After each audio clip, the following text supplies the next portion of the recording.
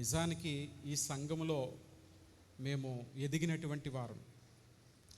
అందువల్ల మీలో చాలామందికి నేను పరిచయమే. అదే రీతిగా ఈ దినమున ఈ పరిచర్యలో ఇంత ఘనంగా దేవుని పరిచర్య చేయగలుగుతున్నానంటే దానికి కారణము మరి అన్నయ్య సుజ్ఞాన అన్నయ్యే. వారి యొక్క ప్రోత్సాహం వల్లే మరి పరిచర్యలో మేము ఏ నిర్ణయం అయినా సరే వారు లేకుండా ఏ నిర్ణయం కూడా తీసుకోం.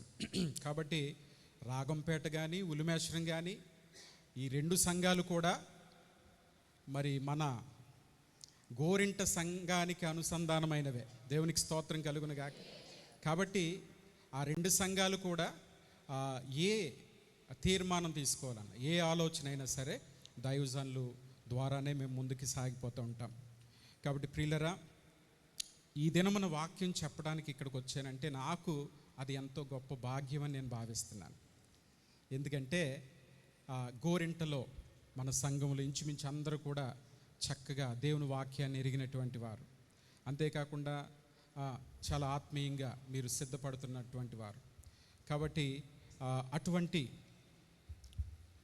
సంఘములో వాక్యం చెప్పడం అంటే నిజంగా నాకు ఆశీర్వాదం. కాబట్టి మీకు కూడా హృదయపూర్వకమైనటువంటి వందనాలు తెలియజేస్తున్నాను. గడిచిన కొంతకాలం నుండి మేము కూడా మందిరంలో ప్రత్యేకంగా నేను దేవునికి ఉన్నటువంటి కొన్ని పేర్లు, అవి కూడా ఆయనకున్నటువంటి పేర్లు హెబ్రీ భాషలో ఉన్నటువంటి కొన్ని పేర్లు వివరిస్తూ, బయటికి వెళ్ళడం లేదు కదా మైక్, వివరిస్తూ ఆ పేర్లను మరి ఆ పేర్లలో ఉన్నటువంటి శక్తి, దేవుని యొక్క నామములో ఉన్నటువంటి ఆ శక్తిని తెలుసుకుంటూ ఒక రోజుకి ఒక పేరు ధ్యానం చేయడం జరుగుతుంది. అదే రీతిగా మరి అదే నడిపింపులో ఈ స్థలానికి వచ్చాను. కాబట్టి ఈరోజు ఆయన నామముల్లో ఒకటైనటువంటి అంటే హెబ్రీ భాషలో ఉన్నటువంటి ఒక పేరు, ఆ పేరును మీకు తెలియచేయాలని నేను ఆశపడుతున్నాను. అందుని బట్టి ప్రతి ఒక్కరు కూడా సిద్ధపడదాం. ఈ దినము నా యొక్క వాక్య అంశం ఏంటంటే ఎల్ ఓలాం. అందరూ చెప్పండి ఒకసారి, ఎల్ ఓలాం. ఎల్ ఓలాం అనేటువంటి మాటకు అర్థం ఏమిటంటే ఎవర్ లాస్టింగ్ గాడ్, శాశ్వతుడగు దేవుడు, నిత్యుడగు దేవుడు అని అర్థం. ఎల్ అనగా హెబ్రీ భాషలో దేవుడు అని అర్థం. ఓలాం అనగా నిత్యుడు లేదా శాశ్వతుడు అనేటువంటి అర్థాలు ఇవ్వబడుతూ ఉంటాయి. కాబట్టి మనం ఇంటికి వెళ్ళే లోపల, ఇంటికి వెళ్ళేటప్పుడు ఎవరు కూడా మేము నిద్రపోయామండి, ఏదో పాస్టర్ గారు చెప్పేశారు, ఏదో అన్నారు అని కాకుండా కనీసం ఈ మీరు గుర్తుపెట్టుకోండి. ఇంటికి వెళ్ళి మిమ్మల్ని ఎవరన్నా అడిగారు అనుకో, ఏంటి ఈరోజు వాక్య సందేశం అంటే ఏమని చెప్తారండి? ఎల్వయ్య కాదు, ఎల్ ఓలాం. ఎల్ ఓలాం అనగా నిత్యుడైన శాశ్వతుడైన దేవుడు అని అర్థం. మన దేవుడు ఎవరంటండి? శాశ్వత కాలము ఉండువాడు. ఆయన ఎల్లప్పుడూ ఉండేటటువంటి దేవుడు. కాబట్టి ఆయనకున్నటువంటి ఒక పేరు, దేవునికి స్తోత్రం కలుగునుగాక, ఆయన శాశ్వతుడు, శాశ్వత కాలము ఉండేటటువంటి వాడు. ప్రియులరా, ఈ భూమి మీద మనం చూసినప్పుడు మన కంటికి కనిపించేవి అన్నీ కూడా శాశ్వతమైనవి కాదు. అవి అన్నీ కూడా ఎప్పుడోకప్పుడు నశించిపోయేటటువంటివే. చివరికి మనిషి కూడా, ఈ శరీరము శాశ్వత కాలం ఉంటుందండి. నీవి అనుకున్నవేవి కూడా శాశ్వత కాలము ఉండవు. కాబట్టి మనం అనుకుంటూ ఉంటాం ఒక్కొక్కసారి, ఇది నాదే. మన కంటికి కనిపించేటటువంటివన్నీ కూడా మనవి, అవి శాశ్వత కాలం ఉంటాయని వాటి మీద ఎక్కువ ఆశ పెట్టుకుంటూ ఉంటాం. కానీ దేవుడు నిత్యుడైనటువంటి వాడు. నిజానికి దేవుణ్ణి చూపించండి అంటే దేవుడు, ఆయన మన కంటికి కనిపించడం లేదు, కానీ ఆయన్ని మనం నమ్ముతున్నామా? నమ్మడం లేదా? నమ్ముతున్నాం. గాలి ఉందా అంటే ఎంతమంది నమ్ముతారు? ఒకసారి చూపించండి అంటే చూపించగలరా? కానీ మనం నమ్ముతున్నామా? ఈ సెల్ ఫోన్కి సిగ్నల్ ఎక్కడి నుంచి వస్తుంది? మన కంటికి కనపడుతుందా? హలో అంటున్నాం, చాలా దూరం నుంచి వచ్చేటటువంటి మాటలు మనం మాట్లాడుతూ ఉంటాం. కానీ కంటికి కనబడినటువంటి ఆ సిగ్నల్స్ని మనం నమ్ముతాం కదా. గాలిని కూడా నమ్ముతాం. లేదు నాకు గాలి ఏం లేదని నేను నమ్మనండి అని ముక్కు నోరు మూసుకుంటే ఏమవుద్దండి? ఏమవుతుంది? ప్రాణం పోద్ది. కాబట్టి ప్రియులరా, దేవుడు ఆయన మన మధ్య ఉండేటటువంటి దేవుడు. ఆయన నశించిపోయేటటువంటి వాడు కాదు, శాశ్వత కాలము ఉండేటటువంటి దేవుడు. దేవునికి స్తోత్రం కలుగును గాక. ఈ శరీరము మొన్నైనది వెనుకటికి మరలా ఏమవుతుందండి? మొన్నైపోతుంది, భూమికి చేరిపోతుంది. కానీ నశించిపోనటువంటి ఆత్మ ఉన్నది. ఈ ఆత్మకి ఏమి లేదంట? నాశనం అనేది లేదు. ఈ ఆత్మ ఎక్కడికి వెళుతుందంటే దాన్ని దయచేసినటువంటి దేవుని యొద్దకు ఈ ఆత్మ చేరుతుంది. కాబట్టి మనం చేయవలసిన పని ఏంటంటే ఈ ఆత్మ శాశ్వతుడైనటువంటి దేవుని దగ్గర ఉండునట్లుగా మన ఆత్మను ఏం చేయాలంటే ప్రతిదినము సిద్ధపరచుకుంటూ ఉండాలి. అందుకోసమే ఈ మీటింగ్లో, అందుకోసమే ఈ ప్రత్యేకమైన కూడికలు, అందుకోసమే మన ఆత్మను సిద్ధపరచుకోవడానికి శాశ్వతుడగు దేవుని యొద్ద ఈ శాశ్వతమైన ఆత్మ ఉండులాగున మనం ఏం చేయబడుతున్నామంటే సిద్ధపరచబడుతున్నాం. ఏం చేయబడుతున్నామండి? సిద్ధపరచబడుతున్నాం. ప్రియులారా, ఈ ఎల్వోలాం అనేటువంటి మాట బైబిల్లో మొట్టమొదటిగా ఎక్కడ వ్రాయబడింది? ఆది కాండము. దయచేసి అందరూ కూడా బైబిల్ తెరిచినట్లయితే 21వ అధ్యాయము, ఆది కాండము 21వ అధ్యాయము 33వ వచనాన్ని మనం చదువుకుందాం. అబ్రహాము బెయేర్షెబాలో ఒక పీచుల వృక్షము నాటి అక్కడ, చూడండి ఇక్కడ, నిత్య దేవుడైన యెహోవా పేరిట ప్రార్థన చేసెను. ఇక్కడ నిత్య దేవుడు అనేటువంటి మాట దగ్గర హెబ్రీ భాషలో ఎల్వోలాం అనేటువంటి మాట వ్రాయబడింది. ఎల్వోలాం అనగా నిత్యుడైనటువంటి దేవుడు. ఇక్కడ అబ్రహాము ఏం చేస్తున్నాడంటే అబీమెలెకుతో మాట్లాడుతున్నటువంటి సందర్భంలో వారిరువురికి మధ్య జరిగినటువంటి ఒక ఒడంబడిక, వారిరువురి మధ్య జరిగినటువంటి ఒక మాటల ఒడంబడికను బట్టి అక్కడ కొన్ని మనం తర్వాత పేజీలో మనం చూసినట్లయితే ఆ ఒడంబడిక అంతా కూడా వ్రాయబడి ఉంటుంది. ఆ సమయంలో ఇద్దరు కూడా సమాధానపడి ఒడంబడిక చేసుకున్న తర్వాత అబ్రహాము ఏం చేస్తున్నాడంటే ఒక చోట, ఇక్కడ పేరు కూడా రాయబడింది, బెయేర్షెబాలో ఒక పీచుల వృక్షము నాటి అక్కడ దేవునికి ఒక పేరు పెడుతున్నాడు. అదేమని పేరంటే నిత్యదేవుడైన యెహోవా అనేటువంటి పేరు పెడుతున్నాడు.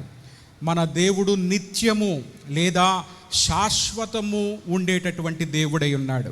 దేవునికి మహిమ కలుగునుగాక.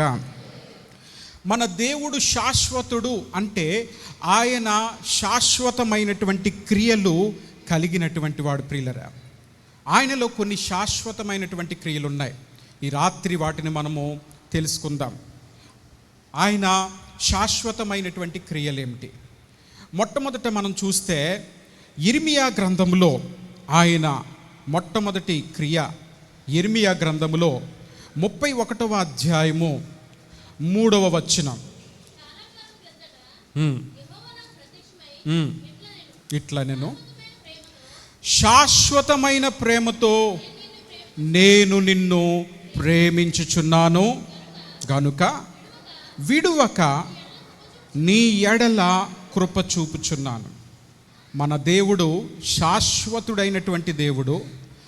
ఆయన క్రియలలో ఒకటి మనం చూస్తున్నాం. అదేంటంటే ఆయన శాశ్వతమైనటువంటి ప్రేమతో మనల్ని ప్రేమించేటటువంటి దేవుడంట. ప్రియులారా, చాలా జాగ్రత్తగా విందాం. ఈ భూమి మీద ఉన్నటువంటి ప్రేమలన్నీ కూడా అవి శాశ్వతమైనటువంటివి కాదు. అంతేకాకుండా ఈ భూమి మీద ఉన్నటువంటి ప్రేమలన్నీ కూడా ధనమునో అందమునో మన యొక్క సౌకర్యాలనో ఆశించి ప్రేమించేటటువంటి ప్రేమ. కానీ దేవుని ప్రేమ ఎటువంటిదంటే ఏదియూ ఆశించకుండా, కేవలం శాశ్వతమైనదే కాదు, ఏదియూ ఆశించకుండా మనల్ని ప్రేమించేది దేవుని యొక్క ప్రేమ. దేవునికి స్తోత్రం కలుగునుగా. ఈ రోజుల్లో మనం చూస్తూ ఉంటాం. ప్రేమ అనగానే ఒక యవనస్తుల మధ్య మనం చూస్తే, ప్రేమ చూస్తే వారు ఎందుకు ప్రేమిస్తున్నామంటే అందమును చూసో, ధనమును చూసో, స్థితిగతులను చూసో ప్రేమించేటటువంటి వారుగా ఉంటారు. ఈ లోకంలో కేవలము స్నేహితులే కాదు, కానీ స్నేహితులు కూడా ఎప్పుడు మనతో ఉంటారంటే చూడండి, బెల్లం చుట్టూ చీమలు ఎలా అయితే ఉంటాయో, ధనం ఉంటే స్నేహితులు కూడా అలాగే ఉంటారంటండి. మన స్థితి బాగుంటే మనల్ని ప్రేమించేటటువంటి వారు ఉంటారు. ఒకవేళ నీ స్థితి గనక నీవు కొద్ది కోల్పోయినట్లయితే, సడన్గా నీ యొక్క పరిస్థితులన్నీ తారుమారైపోతే, నీకున్నటువంటి ధనం అంతా పోయిందనుకో, నిజముగా ప్రేమించేటటువంటి వారు ఎవరు కూడా కనిపించరు. ఎందుకంటే మన స్థితిగతులను చూసి ప్రేమించేటటువంటిది ఈ లోక ప్రేమ. హల్లెలూయా. ఇక చాలా ప్రేమలు మనం చూస్తాం. తల్లిదండ్రుల ప్రేమ, బంధుమిత్రుల ప్రేమ, చెప్పండి, ఇంకా అన్నదమ్ముల ప్రేమ, భార్యాభర్తల ప్రేమ, స్నేహితుల ప్రేమ కదా.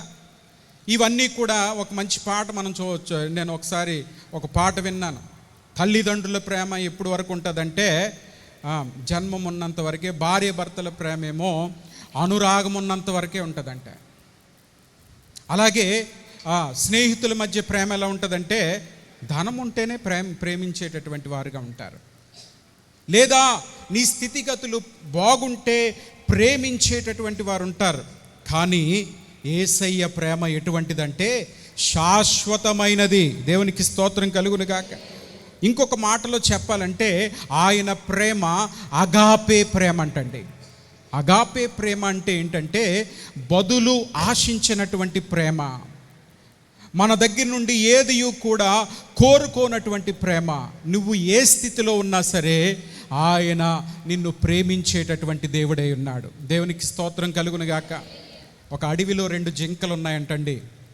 అవి చాలా 2 జింకలు ఒకదాన్నొకటి చాలా ప్రేమించుకునేటటువంటి వంట. అరణ్యంలోకి వెళ్ళినప్పుడు నీళ్లు దొరకలేదంట. అవి అరణ్యం అంతా తిరుగుతున్నాయి. ఎండమావులు అంటారు కదా. ఎండమావులు అంటే ఏంటి? నీళ్ళు ఉన్నట్టు కనపడతాయి, కానీ అక్కడికి వెళితే నీళ్ళు ఉండవు. ఇవి పరుగును వెళుతున్నాయి అక్కడికి దాహంతో, కానీ అక్కడ నీళ్లు లేవు. అలా పరుగున అలిసిపోయి చాలాసేపు పరిగెట్టిన తర్వాత ఒక చిన్న మడుగు లాంటిది కనపడిందంట.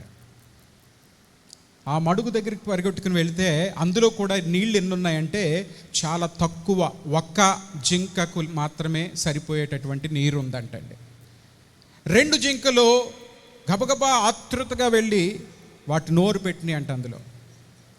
కానీ ఆ మడుగులో ఉన్నటువంటి నీళ్లు మాత్రం అయిపోవడం లేదంట. కారణం ఏంటో తెలుసా? అవి 2 తాగడం లేదంట. ఒకదానికొకటి ఏమనుకుంటుందంటే, నేను తాగితే నా యొక్క స్నేహితురాలికి అది దొరకదని ఒకటి అనుకుంటే, అవతల జింక కూడా నేను తాగితే నీళ్ళు అయిపోతాయి అని ఒకదానికొకటి అనుకుంటూ ఒకదానికొకటి చూసుకుంటున్నాయి. తాగుతున్నట్టు నటిస్తున్నాయంట. చివరికి 2 తాగక 2 మరణించినాయి అంటండి. ఇది ఒక ఉదాహరణ మాత్రమే. అయితే ఆ ప్రేమ ఎటువంటిదంటే ఒకదానినొకటి అర్థం చేసుకున్నటువంటి ప్రేమ. దేవునికి స్తోత్రం కలుగును గాక. అయితే దేవుని ప్రేమ ఎటువంటిది అంటే శాశ్వత కాలము నిలిచేటటువంటి ప్రేమ. ప్రియులరా, ఈ మధ్యన కొంతమంది ఎక్కువగా ఇక దైవజనులు తల్లిదండ్రులను లెక్క చేయనటువంటి తరం వచ్చేసింది.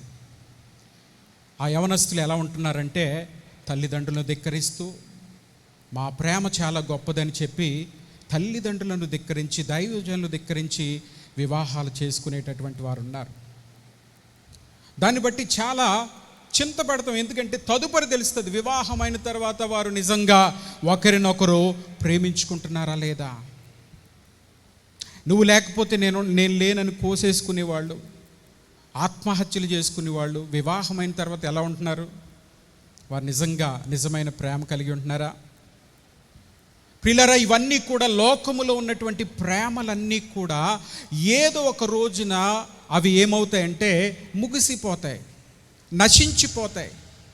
అవన్నీ కూడా నిజమైనటువంటి ప్రేమలు కాదు. కానీ ఈ రాత్రి దేవుడు చెప్తున్నాడు, ఎల్వోలాం, ఆయన నీతో మాట్లాడుతున్నటువంటి మాట ఏంటంటే, నిజమైన శాశ్వతమైన బదులు ఆశించినటువంటి ప్రేమ ఎవరిదంటే మన యేసు ప్రభు వారి యొక్క ప్రేమ.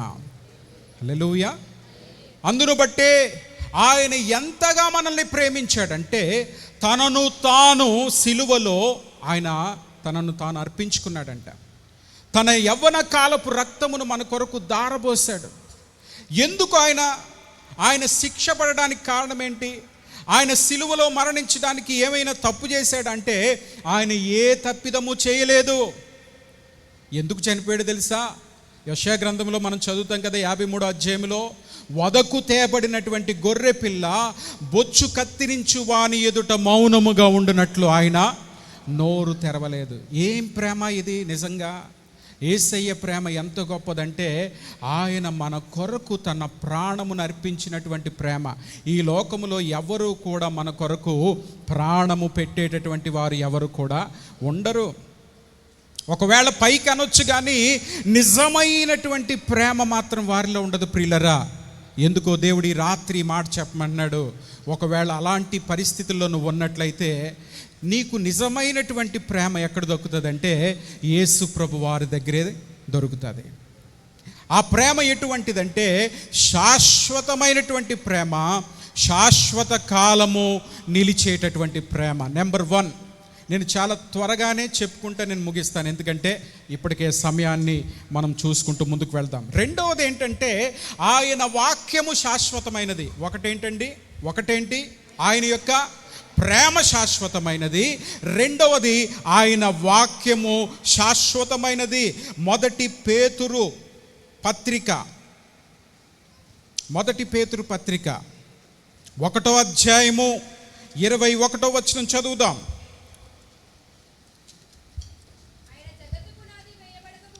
జగత్తు పునాది వేయబడక మునుపే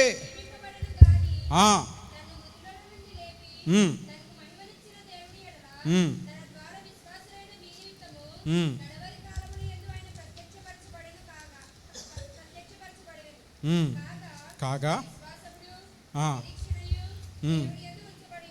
హల్లెలూయా. కాబట్టి 22 అనుకుంటా, 22 చదవాలి. మీరు క్షయబీజము నుండి కాక శాశ్వతమగు జీవము గల దేవుని వాక్యము మూలముగా. ఏంటండి? శాశ్వతమగు జీవము గల దేవుని వాక్యము. రెండవదిగా మనం చూస్తే, ఒకటి దేవుని యొక్క ప్రేమ శాశ్వతమైనది, రెండవది దేవుని యొక్క వాక్యము శాశ్వతమైనదంటండి. ఆయన వాక్యము ఎప్పుడూ కూడా నశించిపోదు. ఆయన వాక్యము ఎల్లప్పుడూ ఉంటుందంట.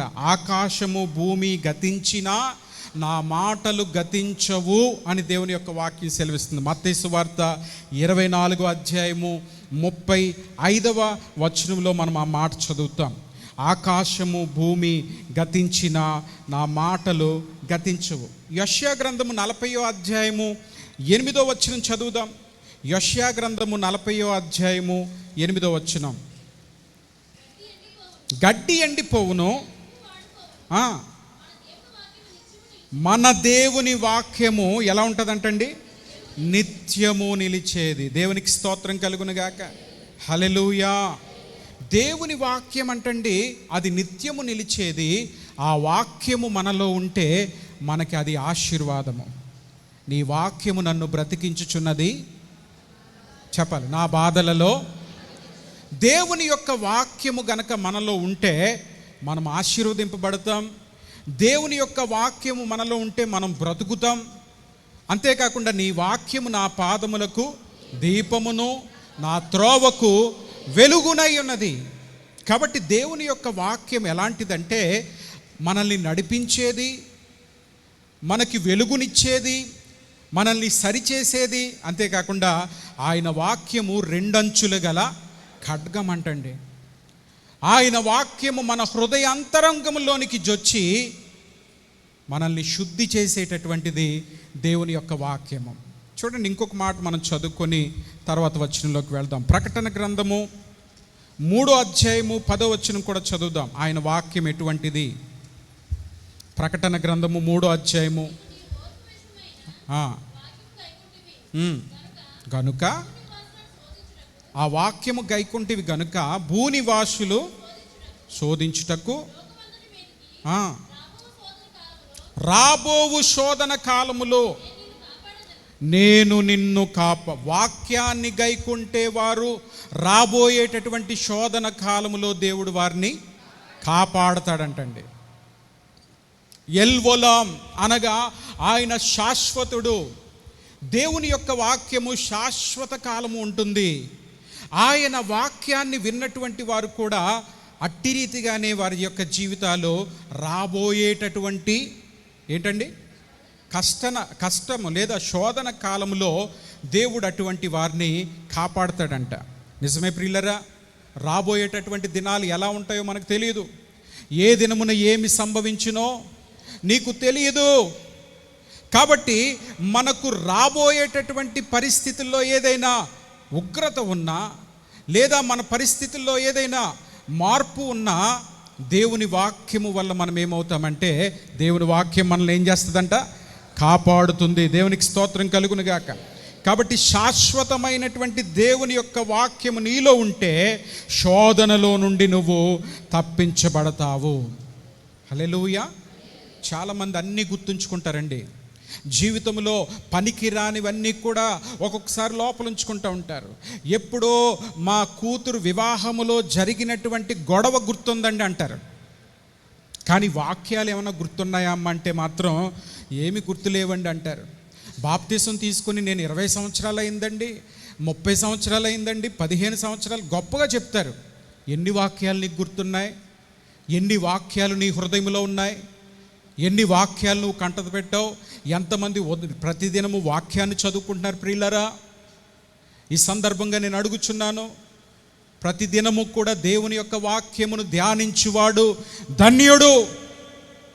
దీవారాత్రుల్లో దేవుని వాక్యమును ధ్యానించువాడు ధన్యుడు. అటువంటి వాడు ఎలా ఉంటాడంటే ఆకువాడక తన కాలమందు ఫలమిచ్చు చెట్టు వలె ఉంటాడు. అంతేకాకుండా ఇంకొక మాట చెప్పబడుతుంది, అతడు చేయునదంతయో సఫలమాగును. చాలామంది వాక్యం చదవరు. చాలామంది ఏమనుకుంటారంటే నేను వాక్యం రాత్రి చదువుకుంటానండి అంటారు. దేవుని వాక్యాన్ని మనం ఉదయాన్నే చదువుకోవాలి. ఎందుకంటే ఆ దినమంతా కూడా ఆ వాక్యము చెప్పున మనం నడుచుకోవాలంటే ఉదయాన్నే వాక్యం చదవాలి. ప్రతిదినము వాక్యం చదువుతున్న వారిని దేవుడు ఆశీర్వదించునుగాక. మన ఇంట్లో కూడా కొన్ని గృహాల్లో మనం చూసినప్పుడు ఫోటోల కంటే చక్కగా వాక్యాలు ఉంటాయి.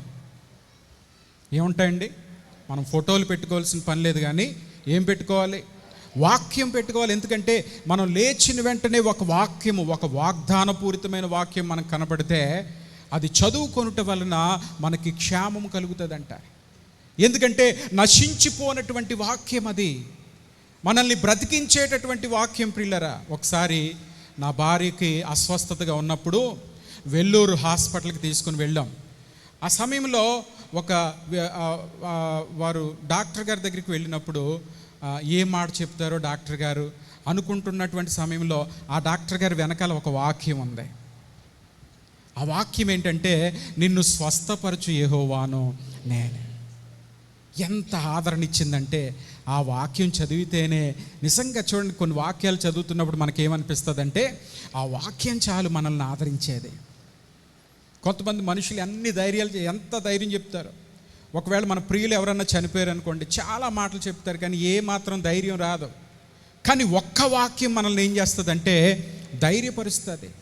వేదనలో ఉన్నటువంటి సమయంలో, కృంగిపోయినటువంటి సమయంలో మనల్ని లేవనెత్తేది ఆయన వాక్యము ప్రియులరా. కాబట్టి ఆయన వాక్యాన్ని ఏమాత్రము కూడా చులకనగా చేయకూడదు. దేవుని వాక్యాన్ని మనము నిత్యము కూడా ధ్యానించువారుగా ఉండాలి. దేవునికి స్తోత్రం. 1, ఆయన యొక్క ప్రేమ శాశ్వతమైనది. 2, ఆయన యొక్క వాక్యము, దేవుని యొక్క వాక్యము శాశ్వతమైనది. అనగా ఆయన పేరు ఏమని చెప్పుకుంటున్నామండి? ఎల్వొలాం అనగా శాశ్వతుడైనటువంటి దేవుడు. 3వదిగా మనం చూస్తే ఆయన యొక్క ఆశీర్వాదము శాశ్వతమైనదంటండి. దేవుని యొక్క ఆశీర్వాదము శాశ్వతంగా ఉంటుందంట. ప్రియులారా, భూమి మీద మనం చూస్తే దేవుని ఆశీర్వాదం కాకుండా ఇంకొక 2 ఆశీర్వాదాలు మనం చూస్తాం. అదేంటంటే మనుషుల నుండి వచ్చేటటువంటి కొంతమంది ఆశీర్వాదాలు. చాలామంది ఏమంటారంటే, అమ్మ పెద్దల దగ్గర ఆశీర్వాదం తీసుకో అంటారు. ఆయన కాళ్ళ దగ్గరికి వెళ్ళి ఆశీర్వాదం తీసుకో అంటారు. వెంటనే వాళ్ళు ఏమంటారంటే, వెంటనే వాళ్ళ నోటి నుంచి ఒక మాట వస్తుంది, ఆయుష్మాన్ భవ, లేకపోతే ఏదో అంటారు. ఏంటండి? నిండు నూరేళ్ళు, శీఘ్ర సుమంగళి భవ అంటారు. ఓకే, ఒకవేళ పెళ్ళి అయిపోతే, పెళ్ళి అవని వాళ్ళని అయితే ఓకే, శీఘ్ర సుమంగళి అంటే ఎల్లప్పుడూ కూడా భార్య భర్తలు, లేకపోతే శీఘ్రమేవ కళ్యాణ ప్రాప్తిరస్తు, లేకపోతే ఇంకా ఏవో రకరకాల ఆశీర్వాదాలు, మనుషుల యొక్క ఆశీర్వాదాలు, కొంతమంది పెద్దల ఆశీర్వాదం అంటారు. ప్రియులారా, మనం చూస్తే వారు చెప్తారు దీర్ఘాయుష్మాన్ భవ అంటారు. కానీ ఆ ఆశీర్వాదం నిజంగా వర్ధిల్లుతుందా, నెరవేరుతుందా?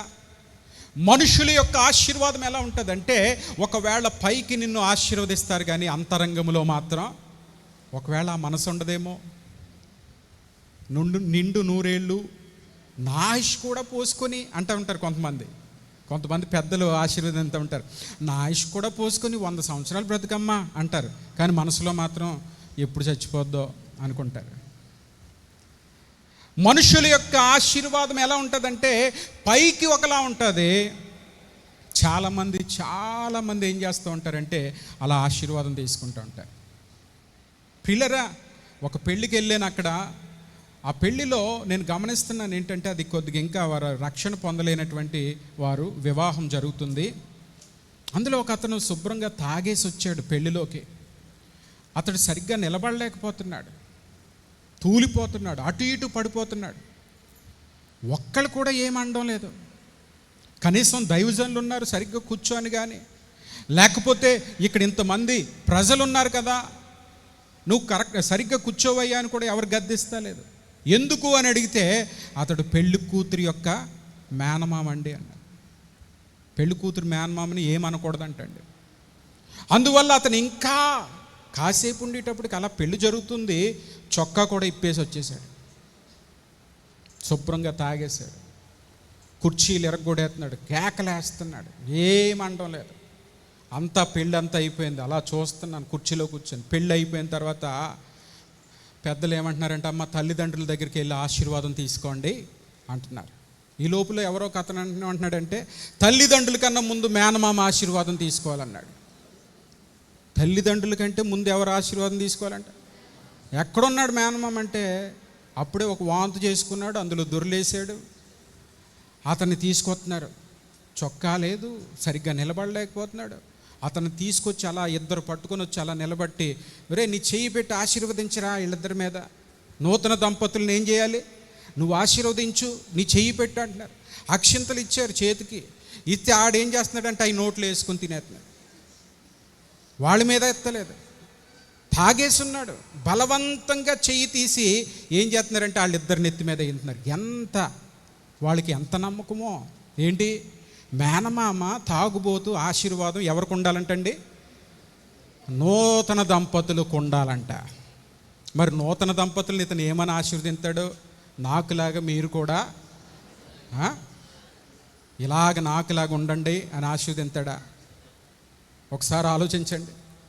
దైవజనుల ఆశీర్వాదం అక్కర్లేదు, కొంతమందికి దైవజనుల ప్రార్థన అక్కర్లేదు. చాలామంది మధ్యలో ఆటంకపరిచేస్తూ ఉంటారు పెళ్లి జరుగుతున్నప్పుడు. ముందు మేనమామ, ఒక చోట నేను మర్చిపోయాను, మేనమామ చుట్లు పెట్టాలంట, పొరపాటు నేను మర్చిపోయి ముందుకు వెళ్ళిపోయాను, అంతే పెద్ద గొడవ అయిపోయింది అక్కడ.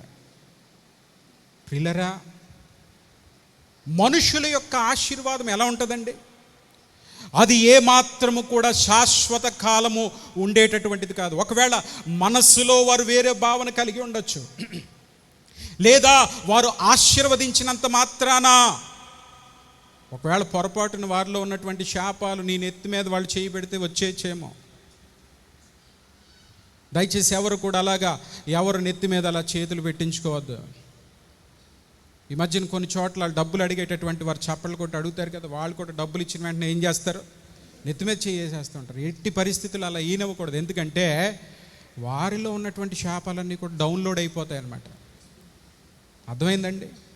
ఎవరు పడితే వాళ్ళు నెత్తి మీద చేయించేసుకోకూడదు. కొంతమంది ప్రతిదానికి అలా వేయించుకుంటూ ఉంటారు. అభిషేకింపబడిన దైవజనుడు ప్రార్థన చేస్తే అది మనకు ఆశీర్వాదం తప్ప మనుషుల యొక్క ఆశీర్వాదాలు మనం ఏమాత్రము కూడా ఎట్టి పరిస్థితుల్లో అవి మన జీవితాలని ప్రభావితం చేయవు. పైగా వారిలో ఉన్నటువంటి శాపాలు వస్తాయి. రెండవదిగా మనం చూస్తే సాతాను దగ్గర నుంచి కూడా ఆశీర్వాదాలు వస్తాయంటండి. చాలా వింతగా ఉంది కదా. సాతాను ఆశీర్వదింతాడా? వాడి ఆశీర్వాదం ఎలా ఉంటుందంటే గాలిలో మేడ కడతాడంటండి. రాత్రికి రాత్రే నువ్వు ధనవంతుడు అయిపోతావని చూపిస్తాడంట. చాలామందికి ఇది ఇష్టం. ఈ సాతాను యొక్క ఆశీర్వాదం, గ్యాంబ్లింగ్ లేదా బెట్టింగ్లు. ఈ మధ్యన చాలామంది ఏం చేశారంటే ఈ బెట్టింగ్ల ప్రభావంతో చాలా డబ్బును వెచ్చించి అప్పులు చేసి రాత్రికి రాత్రే ధనవంతులు అయిపోవాలని ఏమయ్యారో తెలుసా? ఆత్మహత్య చేసుకొని చనిపోయారు. చాలా కుటుంబాలు సర్వనాశనం అయిపోయినాయి. సాతాను మోసగాడు, దొంగ. అతనికి ఉన్నటువంటి పేరేంటండి? అతనికి ఉన్నటువంటి పేర్లేంటి? అతడు మోసగాడు, దొంగ, అబద్ధికుడు. అటువంటి వ్యక్తి వైపు చూడకూడదు. నువ్వు కష్టపడి పనిచేసి సంపాదించుకున్నదే నీకు స్థిరమైనటువంటిది. ఆమెన్, హల్లెలూయా. అంతే తప్ప మనము ఏమాత్రము కూడా ఇలాంటి గ్యాంబ్లింగ్ ఆటల వైపు వెళ్ళకూడదు. యవనస్తులు ఈ మధ్యన ఆ ఫ్రీ ఫైర్ అని లేదా రకరకాల గ్యాంబ్లింగ్ ఆటల వైపు వెళుతున్నారు. ఈ సెల్ ఫోన్లో ఆడేటటువంటి ఆటల వల్ల ఒక వ్యక్తి వాళ్ళ అమ్మ యొక్క అకౌంట్లో ఉన్నటువంటి డబ్బంతా పోగొట్టేశాడంటండి. మా రాగంపేటలో ఒక ఆయన చెప్తున్నాడు ఏంటంటే, ఒక ఆయన పేకాట ఆడతాడంటండి. సామర్లకోటలో ట్రైన్ ఎక్కుతాడంట. కాకినాడ వెళ్ళే లోపల 50,000 పేకాటలో. సామర్లకోట నుంచి కాకినాడ ట్రైన్లో ఆడతారంట. సామర్లకోట నుంచి కాకినాడ వెళ్ళే లోపల 50 లక్ష దాటేస్తూ ఉంటాయంటండి. ఇది ఒకప్పుడు. కానీ ఇప్పుడు ఏంటో తెలుసా? ఆస్తులను కూడా ఏం చేస్తున్నారంటే చాలామంది ఆ బెట్టింగ్లో పెడుతున్నారు. లెక్క చేయడం లేదు. తదుపరి నా కుటుంబం ఏమవుతుందో తెలియదు. ప్రియులరా, సాతాను ఏం చేస్తాడంటే అలా పైకి చూపిస్తాడు. యేసు ప్రభు వారిని ఎక్కడ తీసుకెళ్ళాడు తెలుసా? ఆయన 40 దినాలు ఉపవాసమున్న తదుపరి దేవాలయపు శిఖరం పైకి ఎక్కించి చెప్తున్నాడు, ఒక్క నిమిషంలో అదంతటిని చూపించి నాకు మ్రొక్కినట్లయితే ఇవన్నీ కూడా నేను నీకు ఇచ్చేస్తానని. చాలా ఈ రోజుల్లో లాటరీ టికెట్లని, గ్యాంబ్లింగ్ ఆటలని, ఒక్క రాత్రిలో బెట్టింగ్లని. ప్రియులరా, దేవుని బిడ్డలు ఎట్టి పరిస్థితుల్లో అటువంటి శాపపు ఈ యొక్క క్రియల వైపు మనం ఏమాత్రం కూడా వెళ్ళకూడదు. మరి ఏది శాశ్వతమైనది? మనుషుల యొక్క ఆశీర్వాదం శాశ్వతమైనది కాదు. సాతాను ఇచ్చేటటువంటి ఆశీర్వాదం అది ప్రమాదకరమైనది. మరి దేవుని యొక్క ఆశీర్వాదం ఎలాంటిదంటే, మొదటి దినవృత్తాంతముల గ్రంథము 17వ అధ్యాయము 27వ వచనంలో ఈ మాట చెప్పబడుతుంది. నేను త్వరగా ఇంకొక మాట చెప్పి నేను ముగిస్తాను. మొదటి దినవృత్తాంతముల గ్రంథము 17వ అధ్యాయం 27వ వచనం త్వరగా చదువుదాం. నీవు ఆశీర్వదించిన ఎడల ఇప్పుడు నీ దాసుని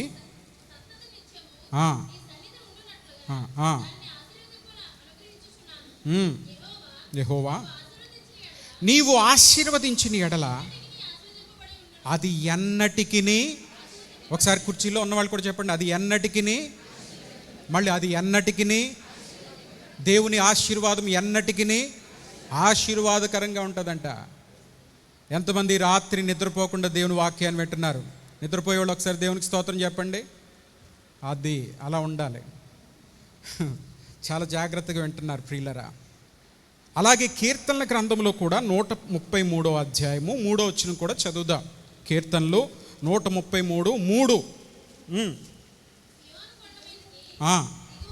దిగువచ్చు, హెర్మోను మంచు వలె నుండును, ఆశీర్వాదమును శాశ్వత జీవమును అచ్చట ఉండువలనని యెహోవా సెలవిచ్చున్నాడు. కాబట్టి మూడోది ఏంటంటే దేవుని యొక్క ఆశీర్వాదం. మూడోదా రెండోదండి? మూడోదేనా? దేవుని ఆశీర్వాదం ఎలా ఉంటుందంట? శాశ్వత కాలం. ఒకటి, ఆయన ప్రేమ శాశ్వత కాలం ఉంటుంది. 2, ఆయన యొక్క వాక్యము శాశ్వత కాలం ఉంటుంది. 3, ఆయన ఆశీర్వాదం శాశ్వత కాలంగా ఉంటుంది. లాస్ట్ చివరిగా మనం చూస్తే కీర్తనలు 145:13. కీర్తనలు 145:13. నీ రాజ్యము శాశ్వత రాజ్యం. నాలుగవది ఏంటంటే ఆయన రాజ్యము ఎలా ఉంటుందంటే శాశ్వతమైనటువంటి రాజ్యము. ఎల్వోలాం రాజ్యము ఎలా ఉంటుందంటే శాశ్వతంగా ఉంటుంది. దేవునికి మహిమ కలుగునుగాక. అదే పరలోక రాజ్యము, పునాదులు గల పట్టణము, సుందరమైనటువంటి రాజ్యము. ఆ రాజ్యములో ఆకలి లేదు, దాహము లేదు. అంతేకాదు ఆ రాజ్యము, ఆయన పరిపాలన తరతరములు ఉంటుందంటండి. ఒకవేళ ఇప్పుడున్న ప్రభుత్వాలు ఉన్నాయంటే కొంతకాలం పరిపాలించిన తర్వాత వాళ్ళు పోవచ్చు. ఇప్పుడు మనం పరిపాలించే నాయకులు ఏవో తప్పులు చేయొచ్చు, వాళ్ళు మధ్యలోనే వెళ్ళిపోవచ్చు. కానీ ఆయన రాజ్యము ఎలాంటిదంటండి? తరతరములు శాశ్వతముగా ఉండేటటువంటి రాజ్యం అంట. సిలువలో ఒక దొంగ అడుగుతున్నాడు యేసుప్రభు వారిని, ఏమనో తెలుసండి? చాలా మంచి మాట అడుగుతున్నాడు. ప్రభువా, నీ రాజ్యములో నన్ను జ్ఞాపకం చేసుకో. సిలువలో ఉన్న దొంగకి అర్థమైంది ఏమని? యేసుప్రభు వారికి ఒక రాజ్యం ఉన్నదని. ఎందుకు ఆయన్ని ఏమని అడుగుతున్నాడంటే ప్రార్థనలో, నీ రాజ్యములో నన్ను చేర్చుకో అని అడుగుతున్నాడు సిలువలో ఉన్న దొంగ. మనం ఎందుకు, మీరెందుకు నమ్ముకున్నారమ్మా యేసుప్రభు వారిని అంటే, తలనొప్పి తగ్గడానికండి, నడుము నొప్పి తగ్గడానికి. మాకు చాలా అప్పులు ఉన్నాయి, అప్పులు తీరడానికి యేసుప్రభు వారిని నమ్ముకున్నామండి. మా పిల్లకి పెళ్ళి అవుతలేదు కాబట్టి మేము ఆయన నమ్ముకుంటున్నాం. ఫలానా బలహీనత నుండి విడిపిస్తాడని దేవుణ్ణి నమ్ముకుంటున్నాం. ప్రియులారా, ఎందుకు మనం ఆయన వెంబడించాలంటే ఆయన శాశ్వతమైనటువంటి రాజ్యములో మనము ఉండునట్లుగా మనం ఏం చేయాలి? ఆయన్ని నమ్ముకోవాలి. దేవునికి స్తోత్రం కలుగును. తలనొప్పి, నడుము నొప్పి లేదా ఆ స్వస్థత ఈ స్వస్థత గురించి కాదు, కానీ ఆయన రాజ్యములో ఆయన దగ్గర కూర్చోవాలంట. ఆయన రాజ్యములో కుడివైపున ఆయన మనల్ని కూర్చుండబెడతాడంట. దేవునికి స్తోత్రం కలుగును గాక. ఆయన రాజ్యము చూడండి, శాశ్వత కాలము ఉండేటటువంటిది ఆయన రాజ్యము. ఆయన రాజ్యములో చాలా ప్రత్యేకంగా ఉంటుంది. ఇహలోకములో ఎవరు కూడా పరిపాలించినటువంటి రీతిలో దేవుడు పరిపాలిస్తాడంటండి. అక్కడ సూర్యుడు ఉండడు, చంద్రుడు ఉండడు, ఆయనే నీతి సూర్యుడిగా ఉంటాడంట. ఆయన పరిపాలన ఎంతో నెమ్మదినిస్తుంది. చాలా విషయాలు మనము ప్రకటన గ్రంథంలో చూస్తాం కదండి. కాబట్టి అటువంటి శాశ్వతమైనటువంటి రాజ్యం కొరకు మనం ఏం చేయాలంటే ఈ లోకములో మనం ప్రయాసపడాలి. ప్రియులారా, ఎందుకు మనం బ్రతుకుతున్నాం? నా ప్రాణమా తినుము, తాగము, సుఖించుము అనడానికి కాదు. ఇదిగో ఈ దినమున ఈ 4 దినాలండి కూడికలు. ఈ యొక్క 4 దినాల కూడికలు ఎందుకు పెట్టబడినవంటే ఆయన రాజ్యము కొరకు మనం ప్రయాసపడడానికే. ఎందుకు మనం ఇంత ప్రయాసపడి దేవుని సన్నిధిలో ఉంటున్నామంటే శాశ్వతమైన రాజ్యంలో మనం ఉండడానికే మన ప్రయాసంతా. ఎందుకంటే ఈ భూమి శాశ్వతమైనది కాదు, మనము పరదేశులమును యాత్రికులమై ఉన్నాము. మనం ఎక్కడి నుంచి వచ్చామండి? ఆయన దగ్గర నుంచి వచ్చాము. కాబట్టి 90వ కీర్తనలో మనము మోషే రాసినటువంటి 90వ కీర్తన మొదటి వచనంలో మనం చదువుతాం కదా, ప్రభువా తరతరములకు మాకు నివాస స్థలము నీవే. కాబట్టి తిరిగి ఆయన రాజ్యములో మనం ఉండులాగున మనము ప్రయాసపడాలి. హల్లెలూయా. నేను ముగిస్తున్నాను ప్రియులరా. దేవుడు మనల్ని ఎల్వోలాం అనేటువంటి మాట ఈరోజు దేవుడు మనతో మాట్లాడుతున్నాడు. ఆయన శాశ్వతుడు, శాశ్వత కాలము ఉండేటటువంటి దేవుడు. నిజముగా ఈ భూమి మీద ఎవ్వరూ కూడా ఈ మాటలకు అర్హులు కాదు. పాస్టర్ గారు, మీరు 80 సంవత్సరాలు 90 సంవత్సరాలు మీరు చనిపోతారేమో, కానీ నేను అలా కాదండి, 100 సంవత్సరాలు నేను బ్రతుకుతాను గ్యారంటీగా అన్నవాళ్ళు ఎవరన్నా ఉన్నారా? లేదు, ఖచ్చితంగా నేను బ్రతుకుతానండి, నేను గ్యారంటీగా బ్రతుకుతానని ఎవరైనా చెప్పగలరా? ఎవ్వరు. డాక్టర్ కూడా చెప్పలేడు కదా. ఎందుకంటే ఎవ్వరు కూడా ఈ మాట చెప్పలేరు. శాశ్వతముగా ఉండేటటువంటి దేవుడు అనేటువంటి పేరు, శాశ్వత క్రియలు కలిగినటువంటి వాడని పేరు ఎవరికంటే దేవునికి మాత్రమే సొంతము. హల్లెలూయా. కాబట్టి ప్రియులరా, మన జీవితంలో ఆయన శాశ్వతమైన ప్రేమ కోసం ప్రయాసపడదాం. ఆయన ప్రేమ మనకు కావాలి. రెండవదిగా ఆయన వాక్యము, శాశ్వతమైన ఆయన వాక్యం కోసం మనం ప్రయాసపడాలి. మూడవదిగా ఆయన ఆశీర్వాదం మనకు కావాలి. ఈ లోక మనుషుల యొక్క ఆశీర్వాదం కాదు, శాశ్వతమైన ఆయన ఆశీర్వాదం మనకు కావాలి. నాలుగవదిగా శాశ్వతమైనటువంటి ఆయన రాజ్యం కొరకు మనం ఏం చేయాలి? ప్రయాసపడాలి. అట్టి గొప్ప భాగ్యమును దేవుడు మనకు అనుగ్రహించునుగాక. ఆమేన్. ఒక చిన్న ప్రార్థన చేస్తాను, దయచేసి అందరూ కూడా ప్రార్థనలో ఏకీభవించినట్లయితే. నాకు కావాలండి ఆ శాశ్వతమైన ప్రేమ అన్నటువంటి వారు మోకరించగలిగితే మోకరించండి, లేదా లేచి నిలబడగలిగితే లేచి నిలబడండి. ప్రభువా, ఆ శాశ్వతమైన ప్రేమ నాకు కావాలి. ఈ లోకములో ఉండేటటువంటి ప్రేమలు కాదు నాయన. మనుషుల యొక్క ప్రేమలు ఎప్పటికైనా నశించిపోతాయి. నీ ప్రేమ మాత్రమే శాశ్వతమైనది నాయన. నీ మాటలు, నీ వాక్యము శాశ్వతమైనది నాయన. ఇదిగో జుంటె తేనె దారుల కంటే మధురమైనది నీ వాక్యము. ఈ రాత్రి నన్ను దర్శించినది నీ వాక్యము. గడిచినటువంటి 2-3 దినాల నుండి నీ వాక్యం మాకు అందుతుంది నాయనా. జిహ్వా ఫలముతో ప్రభువా, నీ వాక్యముతో ప్రతి దినము కూడా మమ్మల్ని ధైర్యపరుస్తున్నందునే బట్టి నీకు వందనాలు. అనేక వాగ్దానాలు ఇస్తున్నారు, సరిచేస్తున్నారు ప్రభువా. ఈ 4 దినాల్లో ఒక మంచి తీర్మానం తీసుకోవడానికి సహాయం చేయండి. నీ వాక్యము ఒకవేళ మేము కలిగి ఉన్నట్లయితే అది రాబోవు ఉగ్రత నుండి మనల్ని తప్పిస్తుందని, రాబోవు ఉగ్రత నుండి మమ్మల్ని తప్పిస్తుందని, రాబోవు శ్రమల నుండి మమ్మల్ని తప్పిస్తుందని నీ వాక్యము గురించి మేము వింటున్నాం. కాబట్టి నీ వాక్యాన్ని మేము కలిగి ఉంటున్నాం నాయన. ఒక్కసారి చేతులు ఎత్తుదామా? Thank you lord. ప్రభువా, ఎంతమంది బిడ్డలైతే ఈ రాత్రి నాకు కావాలి ఆయన శాశ్వతమైన ప్రేమ, నాకు కావాలి ఆయన వాక్యము. ఒకవేళ ఇప్పటి వరకు నువ్వు అలా వాక్యం చదవకుండా ఉంటే ఈ రోజు నుంచి మొదలుపెట్టు దేవుని వాక్యం చదవడం. ఆయన వాక్యమే నిన్ను బ్రతికిస్తుంది. మనుషుల మాటలు కాదు, నువ్వు సంపాదించుకునే సంపాదన కాదు, కానీ ఆయన వాక్యమే, ఆయన వాక్యమే, ఆయన వాక్యం మనల్ని బ్రతికిస్తుంది. ప్రభువా, నీ ఆశీర్వాదము, శాశ్వతమైన ఆశీర్వాదము నాకు కావాలి నాయనా. నీ ఆశీర్వాదము నాకు కావాలి నాయనా. నీవు ఆశీర్వదించినట్లయితే అది ఇక ఎవ్వరూ కూడా వెనుకకు తీయలేరు నాయన. నీవు ఆశీర్వదించినటువంటి జనులు ధన్యులు. నీ చేత ఆశీర్వదింపబడినటువంటి వాడు ధన్యుడు నాయన. మనుషుల వల్ల కాదు, కానీ నీ వలన మేము ఆశీర్వదింపబడేటటువంటి వారముగా ఉండు కృపణ దయచేయండి ప్రభువా. చివరిగా నీ రాజ్యము నాయన, శాశ్వతమైనటువంటి రాజ్యము, ఆ శాశ్వతమైనటువంటి రాజ్యములో మేము ఉండునట్లుగా మమ్మల్ని మేము కట్టుకొనుటకు సహాయము దయచేయండి ప్రభువా. ఇహలోకములో ఎన్ని బాధలున్నా, ఎన్ని ఇబ్బందులున్నా, అనేక విషయాలున్నాయి. అయితే వాటన్నిటికంటే ముందు మొదట నా నీతిని, నా రాజ్యమును వెదుకుడి అన్నావు. కాబట్టి మొదట నిన్ను వెదికేటటువంటి వారముగా, మొదట నీ రాజ్యమును వెదికేటటువంటి వారముగా ఉండుటకు సహాయం చేయండి. ఎల్వలాం శాశ్వతుడైనటువంటి దేవుడవు, నిత్యుడైనటువంటి దేవుడవు నాయనా.